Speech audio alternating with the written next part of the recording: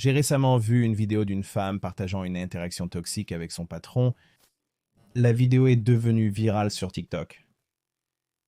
Et en creusant un peu plus son histoire et en essayant de comprendre le comportement toxique de ce patron, j'ai commencé à remarquer qu'il y avait bien plus dans cette histoire qu'il n'y paraissait. Donc, en commençant à éplucher l'oignon, mais il y avait beaucoup de couches à traverser et l'histoire devenait de plus en plus intéressante. Et je veux que tout le monde mette sa casquette de coach de carrière et de ressources humaines pendant que nous regardons cette vidéo et que nous essayons de déterminer s'il s'agit d'un cas de patron toxique, d'une entreprise toxique, ou peut-être même d'un service des ressources humaines toxiques, ou bien d'un employé toxique. J'aimerais avoir vos avis là-dessus. Donc, le compte en question est celui d'Alison. Vous pouvez voir, ALISONNN_, et elle crée ou a créé une série de contenus sur son chômage. Et ce qui a attiré mon attention, c'est une interaction qu'elle a eue entre elle et ce patron toxique. Donc, en la regardant, j'ai en fait vu une autre vidéo en premier, mais j'étais un peu confus par le contexte de la vidéo, et je n'étais pas vraiment sûr de ce dont elle parlait, ni pourquoi cette responsable et elle avaient cette interaction. En fait, elle l'explique. Je vais donc commencer par montrer l'explication de la conversation. Ensuite, nous examinerons la conversation en elle-même, qui est assez longue. Donc, pour ces deux vidéos, je vais devoir être un peu plus sélectif dans mon montage ici, parce que je pense que sinon, la vidéo sera tout simplement trop longue. Je vais néanmoins tenter de vous résumer les points essentiels abordés dans ces vidéos. Et je veux mettre ma casquette de coach de carrière ici et regarder ça sous cet angle. Je travaille donc avec des informations limitées. Je fonctionne avec les informations qu'elle a fournies. Elle a ses vidéos, TikTok, et nous ne savons pas ce qu'est l'autre côté de la conversation ni l'autre version de l'histoire. Bien entendu, chaque histoire a toujours deux versions. En tant qu'employé, certains d'entre nous aiment adopter une mentalité de victime où nous partons du principe que le patron est mauvais, quoi qu'il arrive, l'employeur est mauvais. Je ne dis pas que c'est le cas pour elle, mais je veux l'aborder sous l'angle du coaching de carrière, parce que la plupart d'entre nous se retrouveront probablement dans une situation relativement conflictuelle ou toxique avec un patron à un moment donné de leur carrière. C'est inévitable. Et soyons honnêtes, beaucoup de patrons se retrouvent dans ces rôles sans vraiment avoir de compétences ou de qualifications. J'ai eu des patrons qui m'ont laissé perplexe quant à la façon dont ils ont obtenu leur poste, mais malgré tout, il y a une bonne façon et une moins bonne façon de se comporter dans un cadre professionnel, surtout si vous avez des ambitions de carrière. Toutes nos actions sont basées sur une stratégie. Commençons par expliquer cette conversation que nous examinerons par la suite. J'ai posté un extrait d'une conversation avec mon ancienne responsable sans m'attendre à un tel retentissement. Pour contexte, c'était une petite équipe de 5 personnes seules, moi et un collègue n'étions pas dans la direction. Après un an, ma super responsable a été remplacée par cette femme qui m'a détestée d'emblée. D'autres équipes faisaient des entretiens avant d'embaucher, mais ils l'ont engagée en espérant que ça irait pour moi, sans jamais évaluer son comportement envers moi. Je ne comprends pas comment elle connaît le processus de recrutement pour le poste de chef, parce qu'à son niveau, elle n'aurait pas accès à cette information. Donc évidemment, elle a été licenciée de son poste. Donc il va y avoir un certain degré de... comment dire ça? Il y aura certainement une certaine rancœur à ce sujet. Donc, je comprends d'où elle vient à ce sujet. Il y a un peu de venin dans sa voix. Elle porte un jugement de son point de vue, mais nous ne savons pas comment cette personne a été embauchée. Donc, elle porte un jugement là-dessus. Un autre point important lorsque vous débutez un nouvel emploi et que le patron est directement impliqué dans votre recrutement. Autrement dit, ils ont passé l'entretien avec vous, ils ont parlé de leur vision pour le poste. Vous avez passé plusieurs étapes avec eux et au final, ils étaient suffisamment enthousiastes à votre sujet pour vous faire une offre. Et lorsqu'un nouveau patron est recruté, surtout en dehors de l'organisation, il va arriver avec ses propres idées préconçues de ce à quoi ressemble le succès. Les employés apportent généralement avec eux les pratiques de leur précédente entreprise. La structure de l'équipe, les compétences recherchées et les priorités sur lesquelles ils souhaitent que les gens se focalisent. Il n'y a aucune garantie que vous seriez la personne qu'ils auraient choisie s'ils avaient été le responsable du recrutement au moment où vous avez passé le processus d'entretien initial vous-même. Donc, ils vont arriver et évaluer l'équipe selon leur point de vue avec leur propre biais unique. Donc, si vous vous retrouvez avec un nouveau patron qui n'a pas été directement impliqué dans votre embauche, je considérerais cela comme un signal d'alarme assez important. Ce n'est pas forcément une raison pour quitter votre emploi sur le champ, mais je commencerai certainement à envisager de sonder le marché. Je mettrai à jour mon curriculum vitae. Je travaillerai sûrement sur le développement de mon réseau et je commencerai à relancer ma recherche d'emploi parce qu'il y a trop d'incertitudes et on ne sait jamais ce qui peut arriver. Et c'est particulièrement vrai si c'est un patron à 2 ou même 3 niveaux au-dessus, comme un haut dirigeant et son équipe qui arrivent et veulent tout réorganiser. J'ai vu cela arriver tellement de fois que je pourrais probablement l'écrire dans la pierre. Si un nouveau haut dirigeant arrive et n'est pas totalement convaincu par vous, soyez très prudent dans cette situation. Durant la transition, j'ai pris en charge la moitié des tâches de ma première responsable qui n'ont pas été transmises à la nouvelle. Et j'en ai parlé plusieurs fois parce que, en fait, je gagnais moins d'argent qu'à mes débuts. Je refusais donc d'assumer la moitié des tâches de ma responsable pendant qu'elle touchait un salaire mirobolant sans rien faire. D'accord, donc ce commentaire me parle beaucoup. Elle porte un jugement sur la performance de sa responsable. De son point de vue, d'après ce qu'elle voit, elle détermine que la responsable ne fait absolument rien. Elle ne sait pas ce que la responsable fait en coulisses. Elle ne sait pas ce que la responsable fait avec la directrice, les directeurs principaux de l'organisation ou quels autres projets il pourrait mener. Elle se contente de porter un jugement de son point de vue, estimant que la responsable ne fait rien, qu'elle se contente de s'asseoir et d'encaisser ses énormes salaires pendant que nous faisons tout le travail. La nouvelle responsable évitait de me parler autant que possible et, si jamais je lui demandais de l'aide, elle me disait d'aller chercher les réponses ailleurs. C'est comme si son objectif était de me pousser à l'échec. Elle avait aussi caché son calendrier Outlook, donc je n'avais vraiment aucune idée de ce que cette femme faisait au quotidien. Je n'avais pris aucun jour de congé depuis que la nouvelle responsable avait rejoint l'équipe et j'avais accumulé plus de 100 heures de congés payés. Alors après 4 mois, j'ai enfin pris une semaine de repos. Je l'ai rencontrée mercredi avant mon départ et elle a proposé de se revoir pour discuter de la répartition des tâches. Je lui ai envoyé un email jeudi et j'ai reçu un message d'absence du bureau pour jeudi et vendredi. Avec ma première responsable, lors d'une absence, l'équipe assurait la relève et la transition au retour était fluide.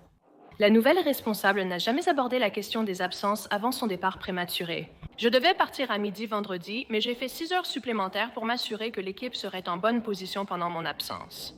J'ai pris des notes détaillées sur mes tâches et responsabilités, les ai rendues accessibles à tous et envoyées par email à ma responsable.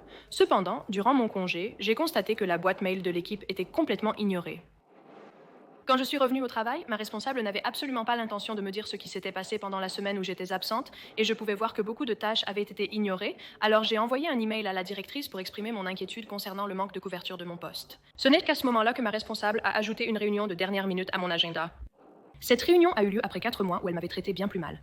Quand je suis revenue de PUTO lésée, j'étais bouleversée et émotive car notre travail est censé sauver des vies, mais ma responsable travaillait activement contre moi. Elle était visiblement furieuse d'assister à la réunion. Elle n'écoutait pas ce que je disais et blâmait une transition informatique pour tout. J'étais à bout, alors je suis finalement allée aux ressources humaines et je l'ai signalé plusieurs fois, mais les ressources humaines n'ont jamais pu prouver qu'elle me traitait mal parce que les réunions n'étaient pas enregistrées. La situation a empiré. Ils m'ont fait compter chaque email envoyé et reçu. Et certaines semaines, je traitais plus de 800 emails en plus de nombreuses autres tâches à accomplir. En avril, j'ai été licenciée et ils ont prétendu que c'était pour des raisons financières et que les discussions sur les postes à supprimer duraient depuis des mois. Mais si c'était vrai, ils n'auraient pas embauché une nouvelle fille pour pourvoir le poste vacant dans notre équipe. Ils auraient supprimé le poste vacant. J'ai envoyé cette vidéo et de nombreuses autres preuves de ressources humaines. La vice-présidente et la directeure des ressources humaines ont vu la vidéo et savaient comment ma responsable m'avait traité, mais rien ne s'est passé, elle a gardé son poste. Arrêtons-nous là et réagissons simplement à ce qu'elle dit. Donc, il me semble que cette nouvelle responsable est arrivée et qu'il n'y avait pas une bonne communication. On dirait que la responsable avait des problèmes de communication et ne transmettait pas complètement ou efficacement les informations lorsque les gens partaient en vacances et gérait un peu les choses de cette façon. Les emails de l'équipe, et tu as probablement raison, elle est contrariée parce qu'elle est très fière de son travail et veut que tout fonctionne bien. Avec l'ancienne chef, ils avaient un bon rythme de travail, donc il y a clairement une rupture. Il y a aussi visiblement un décalage au niveau des attentes, donc tout cela. En mettant tout ça de côté, elle court au service des ressources humaines et se plaint à plusieurs reprises. Voilà le truc. Les ressources humaines ne sont pas ton ami. Ce n'est pas la personne à qui tu vas te plaindre. Ce n'est pas le service qui fait la police dans l'organisation et qui va venir dire au mauvais manager de se ressaisir. ou de partir.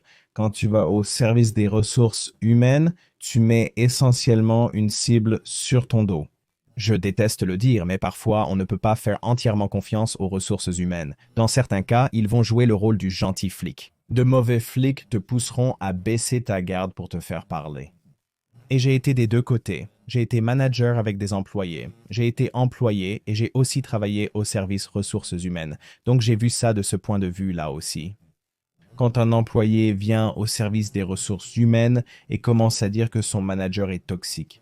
Mon manager me discrimine, il me traite mal, etc. Toutes ces choses-là. Le service des ressources humaines prend des notes très douteuses. Et puis, dès que vous quittez le bureau, ils vont commencer à contacter toutes les personnes que vous avez listées comme témoins de ce comportement. Mais la première chose qu'ils vont faire, c'est aller chercher votre dossier et commencer à essayer de comprendre qui vous êtes en tant qu'employé. Pouvez-vous me parler de votre parcours dans l'entreprise? Depuis quand y travaillez-vous? Comment étaient vos évaluations de performance? Y a-t-il eu d'autres séances de coaching documentées? Avez-vous des antécédents de problèmes de performance documentés? Et ensuite, ils vont aller parler au cadre supérieur. Ils vont s'asseoir avec le cadre supérieur et lui dire que il y a eu un problème. Un employé se plaint d'un de vos responsables. Quelles sont vos réflexions ou vos suggestions à ce sujet? Ensuite, le cadre supérieur donnera son avis et ses retours. Ensuite, le service des ressources humaines s'assiera avec le responsable du service et partagera la plainte. Donc, ils doivent intervenir et commencer à enquêter là-dessus. Ils vont commencer par le responsable et lui dire « Votre employé a dit tout cela. Avez-vous fait cela? Avez-vous fait cela ?» Ils vont revoir les faits et recueillir les informations. Ensuite, ils examinent plus en détail vos performances. Mais ce qui finit par se passer, c'est que s'il n'y a rien de concret, c'est juste un ressenti émotionnel, comme s'ils faisaient ces choses-là. Je n'apprécie pas la façon dont ils me traitent, ce qui semble valable pour l'employé actuellement. Donc, je n'essaie pas d'invalider ce qu'elle ressent, mais de son point de vue, elle a l'impression d'être victime de discrimination. Mais maintenant, les ressources humaines lui collent une cible dans le dos. Ils commencent à peut-être pas forcément lui coller une cible dans le dos, mais en tout cas, elle est maintenant dans leur viseur. Donc, elle a dit qu'elle s'est plainte officiellement à 2 reprises auprès du service des ressources humaines. Donc, la première fois, et ils prennent note, ils disent d'accord, il pourrait y avoir un problème ici, faisons attention à cela, mais ensuite, la deuxième fois qu'elle revient, et il semble que ce manager n'était là que depuis 6 mois, elle revient une deuxième fois et se plaint à nouveau, probablement assez rapidement après. Maintenant, ce service des ressources humaines la considère probablement comme un problème.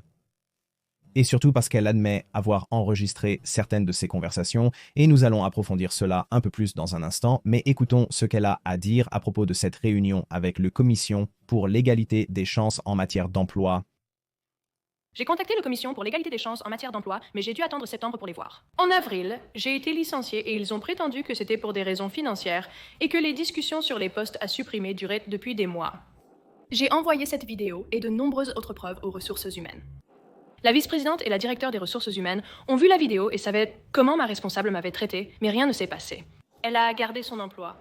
J'ai eu ma réunion avec le Commission pour l'égalité des chances en matière d'emploi en septembre et ils ne vont pas enquêter. Ma responsable aurait dû être plus explicite dans sa discrimination, dire clairement qu'elle me détestait ou me traitait mal à cause de mon handicap. Elle savait discriminer sans se faire prendre en évitant les mots révélateurs. Le fait que la Commission pour l'égalité des chances en matière d'emploi ait refusé d'aller plus loin dans l'enquête sur l'affaire, c'est très révélateur parce que la Commission pour l'égalité des chances en matière d'emploi est vraiment axée sur les employés. Devant un tribunal, vous êtes innocent jusqu'à preuve du contraire. Mais devant la Commission pour l'égalité des chances en matière d'emploi, l'employeur est coupable jusqu'à preuve du contraire. Donc il doit prouver son innocence en montrant que c'est l'employé qui pose problème. Qu'il y a un long historique de problèmes et il leur présente essentiellement tous ces faits et la Commission pour l'égalité des chances en matière d'emploi examine tout cela, puis prend une décision sur le fait de poursuivre ou non l'enquête. Essentiellement, si la Commission pour l'égalité des chances en matière d'emploi enquête jusqu'au point où elle estime qu'il y a réellement une affaire. S'il s'agit d'un cas valable de discrimination, la Commission pour l'égalité des chances en matière d'emploi prendra souvent votre dossier en charge en votre nom. Ils déposeront en fait la plainte en votre nom et feront essentiellement avancer l'affaire. Donc, si la Commission pour l'égalité des chances en matière d'emploi refuse de faire avancer une affaire ou d'enquêter, cela signifie qu'elle n'avait absolument aucun dossier. C'est ce que je veux dire. J'ai en fait assisté à des réunions avec le Commission pour l'égalité des chances en matière d'emploi en tant que représentant de l'employeur et j'ai eu des conversations avec eux et nous avons tout passé en revue et le ton est vraiment qu'ils nous regardent en disant « Avez-vous fait ceci? Avez-vous fait cela? Montrez-moi vos dossiers, montrez-moi ceci » et nous devons vraiment être bien préparés pour nous assurer que nous pouvons défendre, dans ce cas, une décision défavorable en matière d'emploi. Donc, si la Commission pour l'égalité des chances en matière d'emploi conclut qu'il n'y a pas suffisamment d'éléments pour constituer un dossier et classe l'affaire sans suite avant même d'approfondir l'enquête, c'est un signe très révélateur de la faiblesse de son argumentation. Je sais qu'elle est très émotive à ce sujet. Elle a le sentiment qu'ils lui ont vraiment fait du tort, du moins dans son esprit. Ce responsable était probablement nul et pas un bon supérieur. Mais en ce qui concerne la définition stricte de la discrimination et d'un environnement de travail hostile, tout ça, la Commission pour l'égalité des chances en matière d'emploi aurait, s'il y avait vraiment un problème, surtout parce je crois qu'elle a une neurodivergence comme handicap. Mais si elle a un handicap et qu'elle a été victime de discrimination et que la Commission pour l'égalité des chances en matière d'emploi avait trouvé la moindre preuve, ils auraient certainement enquêté et probablement porté l'affaire devant les tribunaux en son nom. Donc je veux passer à autre chose et en fait écouter la conversation qu'elle a eue avec son patron. Alors, c'est un peu long, je vais essayer de raccourcir ça autant que possible, mais je veux vraiment que vous entendiez les interactions entre les deux. Et je vais essayer de prendre autant de approches équilibrées que possible avec les interactions, parce que j'essaye de comprendre où se situe vraiment le problème ici. Parce que lorsque j'ai vu cette vidéo pour la première fois, je la regardais vraiment du point de vue d'un patron toxique, agissant de manière très toxique. Et réagissons à cela, mais quand j'ai commencé à écouter un peu plus l'histoire, j'ai commencé à me demander où se trouvait réellement le problème. Maintenant, il y a quelques petites choses à garder à l'esprit. Elle révèle maintenant de quelle entreprise il s'agit. Dans la vidéo précédente, elle avait dit qu'elle ne voulait pas révéler le nom de l'entreprise. Il s'agit donc de McKesson et de son entreprise associée. Et elle enregistre également ce responsable. Et je suppose qu'elle enregistre ce responsable à son insu, puis publie la vidéo sur TikTok. Donc, c'est potentiellement un problème, et un problème qui peut vous mettre dans de sérieux ennuis juridiques si vous n'êtes pas prudent. Vous devez obtenir la permission de l'autre personne et l'informer que vous enregistrez une vidéo. Par exemple, lorsque je fais mes séances de coaching de carrière, si je décide d'enregistrer l'appel pour une raison quelconque ou de prendre des notes avec l'intelligence artificielle, je dois informer l'autre personne que j'enregistre à ces fins et obtenir sa permission verbale. Et dans son cas, je suppose que ce responsable n'a pas donné son accord. Donc, ce qu'elle fait ici est une zone assez grise. Elle pourrait potentiellement avoir de gros ennuis. Tu as dit qu'on pouvait se voir pour parler de la répartition des tâches, mais tu es parti du bureau sans me prévenir. Je me souviens pas d'avoir fait ça, que ça se soit produit. Tout le monde savait mon départ. Tu as visiblement raté la réunion où c'était évoqué. Où en a-t-on parlé, moi? Dans un échange informel. Et tu sais, je devrais être au courant de ces choses, tu vois? Je devrais savoir si ma responsable ne va pas être là, comment... Voudrais-tu en être informé? Qu'on me le dise, tu vois? Genre, d'accord, à quelle réunion cette information a-t-elle été partagée alors que je n'en faisais pas partie? Genre, où est-ce qu'on... Avons-nous une équipe? Des réunions tout le temps et on parle de tout. Toutes sortes de choses. Nous nous sommes vus mercredi et tu ne m'as pas informé de ton absence pour le reste de la semaine. Tu as dit qu'on pouvait se voir pour parler de la couverture, donc je pensais qu'on allait le faire. Pour ce malentendu, Je m'attendais à ce que tu connaisses les responsabilités liées à mon poste. Comme si ça avait déjà été abordé, j'en ai besoin. j'ai besoin que tu sois précis avec moi, Alice, et je n'essaie pas d'enfoncer le clou ici. Est-ce que tu t'attendais à ce que tout disparaisse de la boîte de réception? Non, mais je m'attendais au moins à ce que certaines choses le soient. Partisse, tu vois. D'accord. Donc, il semble que le manager n'ait probablement pas une très bonne méthode pour gérer les personnes qui sont absentes du bureau. Et il semble aussi qu'il y ait un problème de communication récurrent avec le manager. Donc, je pense qu'on peut établir que c'est bien le cas. Et si j'enquêtais là-dessus d'un point de vue des ressources humaines, je regarderais ça et je dirais, d'accord, il y a quelques déconnexions à ce niveau-là. Maintenant, les attentes concernant le travail à accomplir, ce n'est pas forcément le rôle de cet employé de déterminer ce que le manager doit ou ne doit pas faire pendant qu'elle est en vacances. C'est au manager de décider ce qui doit être pris en charge et poursuivi. Son rôle à elle, c'est simplement de communiquer les tâches à accomplir, puis de laisser le manager décider comment il souhaite les gérer. Moi, je pense qu'elle délègue en quelque sorte vers le haut. Et vous savez, cela pourrait potentiellement irriter un responsable. J'ai fait toute une liste d'éléments sur lesquels on travaillait et j'en ai surligné quelques-uns dont je voulais m'assurer qu'ils étaient résolus et ils ne l'étaient pas. Autant que je sache, ils n'ont pas été approfondis. Il y avait juste certaines choses qui auraient pu être. Je ne sais pas pourquoi j'ai passé autant de temps à essayer de prendre des notes sur tout ce qui se passait avec tout ça, et puis je me retrouve un peu mise à l'écart, sans aucune idée de ce qui s'est passé, ou enfin... Mais c'est ce que font les équipes. Donc, et nous avons des processus que nous suivons, et quand nous suivons tous le même processus, si tu as une question sur quelque chose, on sait où aller chercher. Donc, il n'y a pas besoin de fournir de très longues correspondances détaillées sur ce que j'ai fait. J'ai l'impression que si je prends le temps de te dire que ce sont ces éléments sur lesquels je travaillais, ça aurait été utile de savoir qu'ils étaient résolus et pas simplement de ne pas être au courant de ce qui s'est passé. Je viens de t'en donner un correct, alors donne-moi un autre. Je vais te demander d'être très précise. Avec moi, Allison. Je sais également qu'aucune demande d'accès n'a été effectuée. Nous n'avons pas fait beaucoup de demandes d'accès la semaine dernière parce que écoute-moi, ce n'était pas raisonnable de soumettre des demandes d'accès dans un système qui était instable. Donc il est clair que la responsable commence à être assez contrariée par la conversation, et si tu regardes un peu l'expression faciale de l'employé ici, Allison, la dynamique commence à se détériorer. Donc tu sais, la responsable dit « écoute-moi ».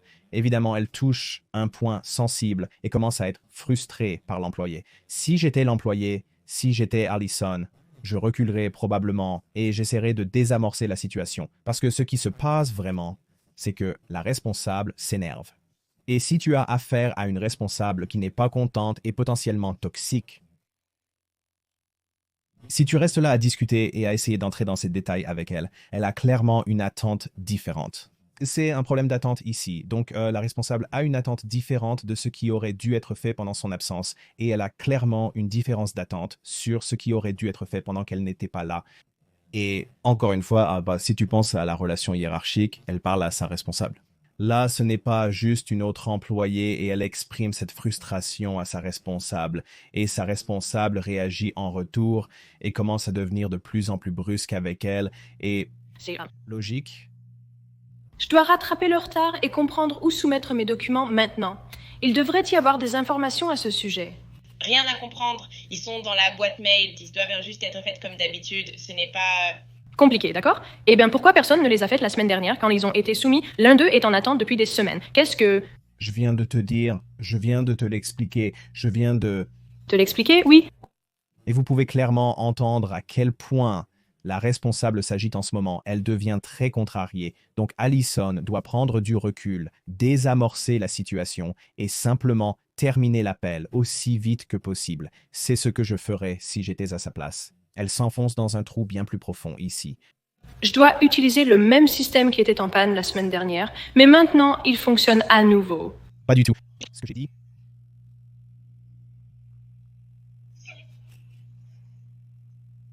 Je sais, mais j'avais tout géré pour que tout soit à un bon niveau et je reviens dans un chaos total et je suis...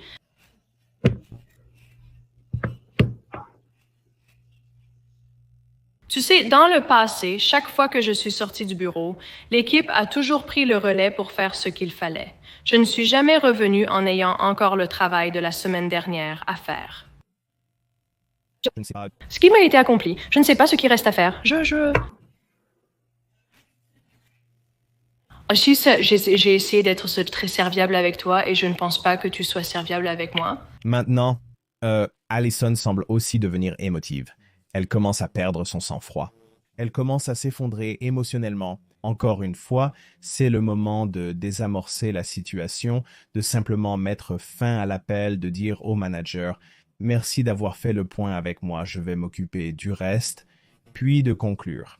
À ce stade, tout ce qu'elle dira sera ignoré, ce sera perçu comme quelqu'un de combatif, et je pense que c'est là que ça va, c'est là que ça se dégrade. Allison, Je suis désolée que tu te sentes ainsi. Pourquoi n'a-t-on pas pu assurer le suivi la semaine dernière? Elle continue de répéter les mêmes choses, aggravant le problème avec son patron. Je dois mettre fin à l'appel. Pour être honnête avec vous, j'avais des choses plus prioritaires à gérer que ça.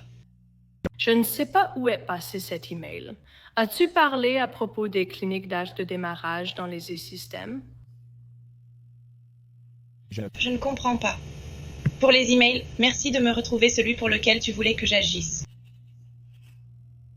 Je vais le faire. Je vais retrouver la correspondance d'avant avec toi, mais tu dois trouver un moyen de suivre tes emails. Dans mes notes, j'ai mentionné vouloir m'assurer que les listes de cliniques de l'équipe de démarrage soient à jour. Ils utilisaient des listes obsolètes et... Le message est septembre. Oui, je l'ai mentionné plusieurs fois. Clairement, ça ne s'enregistre pas et elle devrait être celle qui... Je ne comprends pas ce que... Le problème est que j'ai demandé plusieurs fois si je pouvais collaborer avec elle pour obtenir une liste actualisée que son équipe pourrait exploiter, mais... Tu ne viens pas de me dire que tu leur as déjà fourni une liste à partir de maintenant. Oui, je ne sais pas si c'est ce dont ils ont besoin ou pas. Et j'espérais juste que tu pourrais faire un suivi avec elle, tu sais, de manager à manager, et t'assurer qu'on soit sur la même longueur d'onde. Encore une fois, ce qu'elle fait, c'est qu'elle essaie de déléguer vers le haut et elle essaie d'assigner des tâches à son patron à sa place.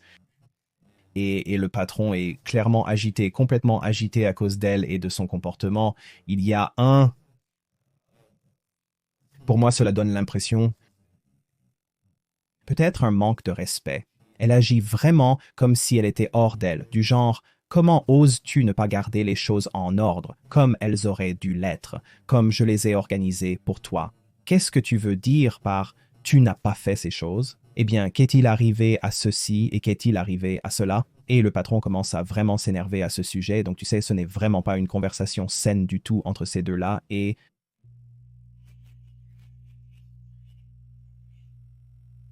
j'ai l'impression que beaucoup de mes tâches ont juste été ignorées pendant une semaine. Et ensuite, je dois revenir et gérer les répercussions. Je suis désolée que tu aies du travail à faire, mais je me sens un peu frustrée que tu ne reconnaisses pas le travail que ton équipe a accompli et que tu te sois plainte à tout le monde aujourd'hui et que tu n'aies probablement pas fait grand-chose parce que tu étais tellement contrariée. Je pense que ta réaction est... inappropriée. Pour être franc, je pense que sa réaction est inappropriée. Je suis d'accord avec le responsable. Ils auront sûrement beaucoup de gens avec des fourches et des torches qui vont dire que je prends le parti du responsable. Une fois de plus, je ne dispose que d'informations très restreintes. Et si elle va se plaindre auprès de tout le monde dans le service à propos du travail qui n'a pas été fait, il est probable que d'autres personnes du service soient allées le dire au patron parce que c'est comme ça qu'on dirait que le patron savait qu'elle se plaignait à tout le monde et c'est généralement comme ça que ça remonte. Quelqu'un va voir le patron et dit « Hey, cette personne est vraiment en train de râler en ce moment. Je t'ai demandé... » Si tu t'attendais à ce que la boîte de réception... J'ai essayé de comprendre ce que tu attendais pour Allison et la fin de l'histoire, mais je n'arrive pas à le deviner. Je n'aimerais tout simplement pas avoir à venir ici sans savoir ce qui se passe. Ce serait tellement plus facile pour quelqu'un qui sait ce qui est résolu de reclasser les choses, au lieu que je vois des centaines d'emails sans savoir ce qui se passe, Allison. La seule raison pour laquelle j'ai organisé cette réunion était que nous puissions passer calmement en revue ces points un par un, afin que je puisse l'expliquer à... Donc, selon sa note, la responsable est sur cet appel ou a programmé cet appel parce qu'elle avait envoyé un email au directeur principal. Donc, en d'autres termes, elle a contourné sa chef, est allée se plaindre aux ressources humaines à plusieurs reprises, a contourné sa chef pour aller voir le cadre supérieur, puis le cadre supérieur va voir la chef et lui dit « Règle ce problème, fais un appel avec elle et trouve une solution. Je ne veux plus m'en occuper. Elle cause des problèmes. » C'est probablement ce qui s'est passé. Et donc maintenant, cette responsable arrive avec ce genre de réunion du style « Qu'est-ce qui se passe ici ?» Et cette réunion est juste, c'est pénible à écouter. Quand j'ai essayé de faire ça, tu n'as fait que te disputer avec moi. Je n'ai jamais essayé de me disputer avec toi. Tu as toujours l'air vraiment frustré, et tu n'as pas l'air de m'apprécier, et nous avons... On en a déjà parlé. Et puis ton ton de voix continue d'être le même. Je veux dire, le ton de voix de la responsable est clairement agité et l'employé est...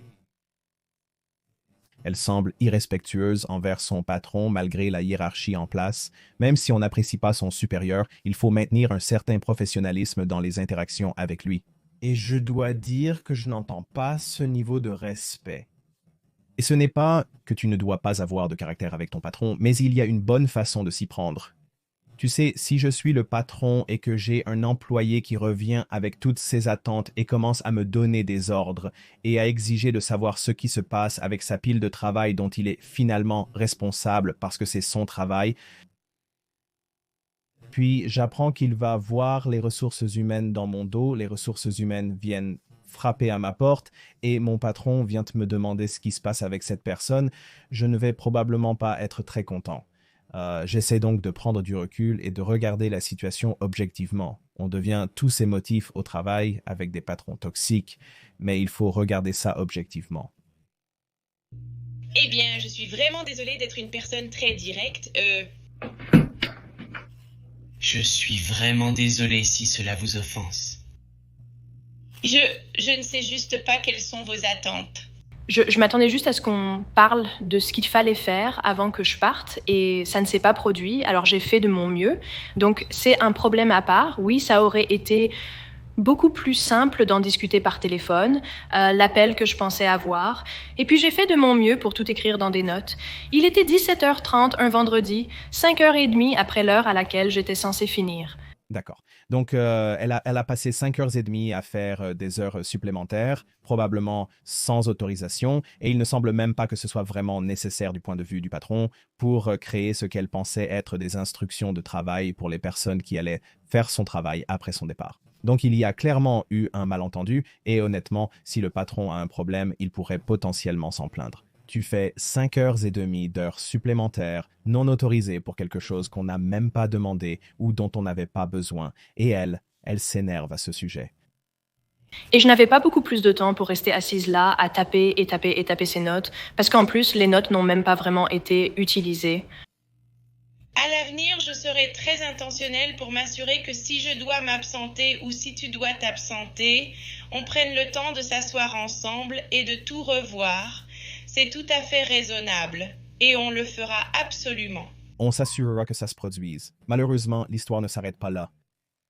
Pour faire court, d'après les vidéos précédentes, elle se fait licencier peu de temps après. Il faut garder à l'esprit qu'elle a eu ses interactions avec sa supérieure. Elle est allée se plaindre. Elle est allée aux ressources humaines 2 fois. Elle a contourné sa nouvelle supérieure au moins 1 fois pour aller voir la directrice principale et il y a eu quelques problèmes de communication qu'elle a clairement déjà abordé avec sa supérieure. Donc, je pense qu'il y a des problèmes des 2 côtés. Je pense que le nouveau responsable n'est pas forcément un très bon communicant. Il n'a probablement pas mis en place une transition de travail fluide. Surtout qu'il semble que lorsqu'elle quitte le bureau, elle ne communique pas vraiment avec l'équipe. Elle ne gère tout probablement pas très bien le bureau. Gérer les absences fait partie du travail d'un manager. Cependant, il semble bien que la relation entre les deux s'est dégradée au point où si tu es cette fille, si tu es Allison, tu dois reconnaître que ça ne mène nulle part rapidement et tu ne devrais jamais être pris au dépourvu quand ce genre de choses arrive. Encore une fois, nouveau patron. En plus, la relation est très turbulente et il y a un aspect très conflictuel. Elle a un tempérament conflictuel, Allison a un tempérament conflictuel avec son patron. Et il semble qu'il y ait un haut degré d'émotion entre les deux, tu sais, le patron et l'employé. Si Allison était venue me consulter pour un coaching de carrière sur la gestion de cette situation, voici ce que je lui conseillerais. Je lui aurais dit qu'il était temps de mettre à jour son curriculum vitae car ça n'allait probablement pas bien finir pour lui. Je lui aurais dit de ne pas aller voir les ressources humaines pour contourner son patron non plus, mais de gérer la situation autrement, peut-être en rencontrant le patron pour clarifier certaines attentes. Mais à ce stade, la relation s'est complètement détériorée. Et si le responsable cherche à se débarrasser de quelqu'un, il va éliminer ce qu'il considère comme étant le problème. Et les ressources humaines l'ont certainement considéré comme le problème. Voici, le patron l'a certainement considéré comme le problème. Et je vous garantis que le directeur principal l'a considéré comme le problème et qu'ils vont éliminer le problème. Il n'est donc pas étonnant qu'il y ait un licenciement. Explorons donc les conséquences d'un licenciement. J'ai publié la vidéo devenue virale sur LinkedIn en sachant qu'elle n'aurait pas beaucoup d'engagement vu mon nombre limité de contacts, mais j'ai tagué les deux présidents-directeurs généraux. Le président-directeur général de McKesson s'est retiré du tag. Ce gars a tout vu, il est au courant de tout et s'est retiré du tag, genre « Ok Brian, je vais juste te retaguer ». C'est dingue qu'il se soit retiré du tag, c'est fou. Donc, elle fait ses vidéos TikTok et les publie partout. Elle fait des vidéos sur LinkedIn. Elle identifie les présidents-directeurs généraux des entreprises. Donc, elle va jusqu'au sommet de ces organisations. Et en gros, elle se marque elle-même d'une lettre écarlate, pas seulement auprès de ces entreprises, mais auprès de tout le secteur dans son ensemble. Mon ancienne entreprise m'a licencié illégalement après 2 ans, malgré mes signalements répétés aux ressources humaines concernant le harcèlement, l'intimidation et la discrimination de ma nouvelle responsable. Ils l'ont protégée, elle, me laissant sans ressources dans une ville où je n'ai ni amis ni famille. Aujourd'hui, je veux parler de leur lettre de mise en demeure et surtout de ma réponse à celle-ci. La lettre de mise en demeure vient évidemment de toutes les vidéos qu'elle a publiées et du fait qu'elle enregistrait ces personnes à leur insu, etc. J'ai dit que Suzanne a fait de nombreuses remarques désobligeantes à mon sujet pendant 10 mois, ce que j'ai enregistré en audio. Je crois que vous faites erreur. Le service de renseignement intérieur a nui à sa réputation en embauchant une femme connue pour son manque de respect et le harcèlement de ses subordonnés. Il était non professionnel de la part du service de renseignement intérieur d'embaucher une femme non qualifiée à cause du népotisme. Il était non professionnel de la part du service de renseignement intérieur de savoir qu'un de leurs employés avait un handicap et de l'obliger à travailler sous les ordres d'une personne intolérante sans aucun soutien. Cette femme était non professionnelle en créant délibérément un environnement de travail toxique pour pousser un employé handicapé à démissionner. Il était non professionnel pour le SCRI d'être complice dans la discrimination, le harcèlement et l'intimidation d'un employé handicapé. De plus, il était non professionnel de la part du SCRI de se venger d'un employé handicapé en le licenciant. En ce qui concerne votre précieux accord de départ, j'ai un enregistrement audio de la vice-présidente des ressources humaines en train de me mentir et de déformer la façon dont les termes de cet accord seraient appliqués. Si elle avait été honnête, je n'aurais peut-être pas signé. Vu que McKesson soutient une directrice abusive, je serais ravie de faire savoir que l'entreprise cautionne la violence envers les employés handicapés. McKesson est un nom bien plus reconnu que SCRI, ce qui devrait aider à susciter de l'engagement.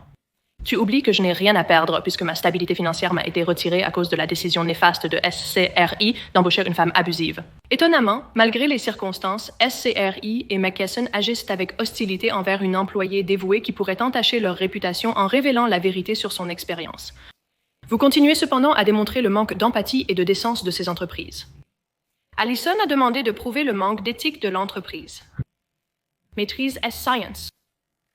Et beaucoup de gens disent que je ne devrais pas la nommer, mais je m'en fiche. Cette femme a ruiné ma vie et je pense qu'elle mérite de savoir que c'est une mauvaise personne.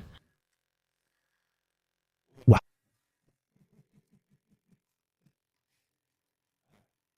J'essaie de me retenir. Génial. Hors de contrôle est probablement le terme qui me vient à l'esprit ici. Je pense que c'est un cas où elle devrait simplement supprimer ses réseaux sociaux, essayer de repartir à zéro et simplement passer à autre chose.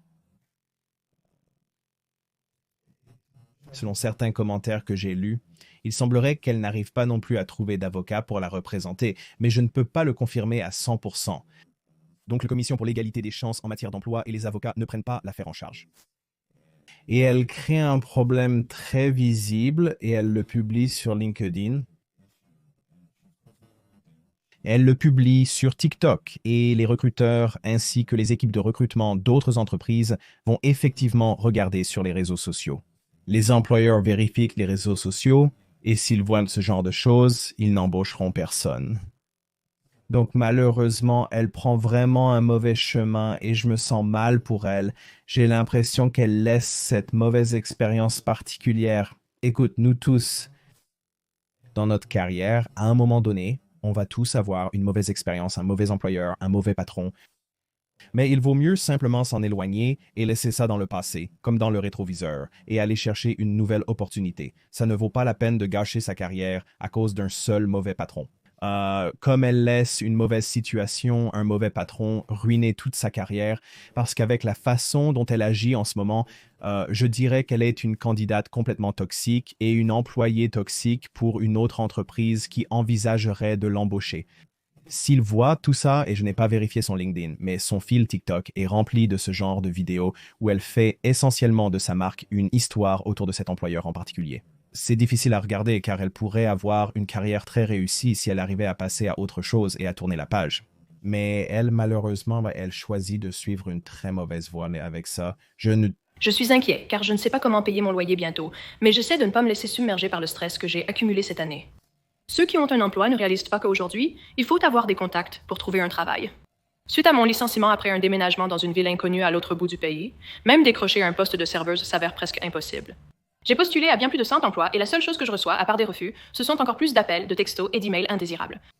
J'ai payé pour ma licence de remplaçante, mais sur les 12 écoles où j'ai postulé, une seule m'a répondu négativement. Merci d'être resté jusqu'à la fin de la vidéo. J'apprécie votre attention et votre patience. Et je veux vous demander à nouveau, maintenant que vous connaissez tous les faits, comment interpréteriez-vous cette situation? Est-ce un cas où un patron toxique rend la vie d'une femme misérable? Ou s'agit-il du cas d'une employée toxique?